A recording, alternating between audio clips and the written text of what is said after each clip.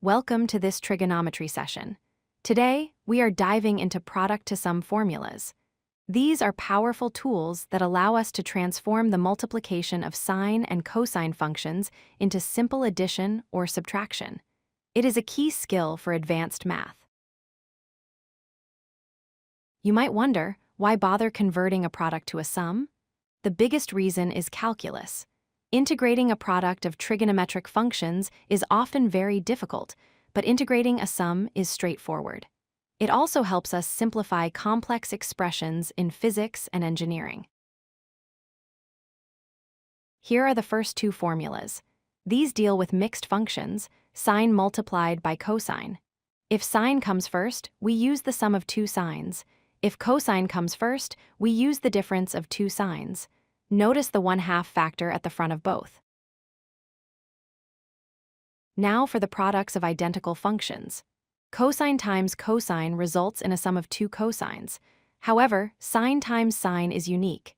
It results in the difference of cosines, and importantly, the subtraction term a minus b comes first. Pay close attention to that negative sign. Where do these come from?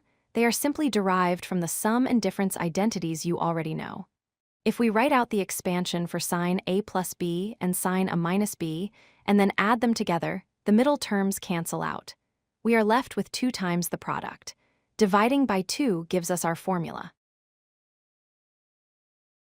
Visualizing this can help. When we multiply two waves with different frequencies, like the blue and red waves shown here, the result is a complex wave, shown in yellow, that modulates in amplitude. This is often called a beat pattern. Our formula effectively breaks this yellow wave back down into simple additive components. Let's try a numerical example. We want to evaluate sine 45 degrees times cosine 15 degrees. We plug 45 and 15 into our first formula. 45 plus 15 is 60. 45 minus 15 is 30. We know the sine of 60 is square root 3 over 2, and sine of 30 is 1/2.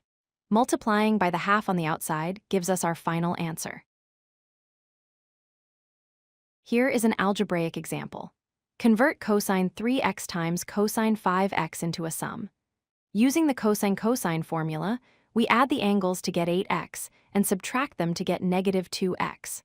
Remember that cosine is an even function, so cosine of negative 2x is just cosine of 2x that simplifies our final result. Now it is your turn. Try to express 2 sine 4x sine 2x as a difference. Pause the video here, work it out on paper, and be careful with the coefficient of 2 in the problem versus the 1/2 in the standard formula. To wrap up, remember, mixed products relate to sines. Same function products relate to cosines. Always check for the 1/2 factor and be careful with the order of subtraction in the sine-sine formula. Mastering these will make calculus and signal processing much easier for you. If you like this video, hit that like button and don't forget to subscribe. Visit codelucky.com for more such useful content.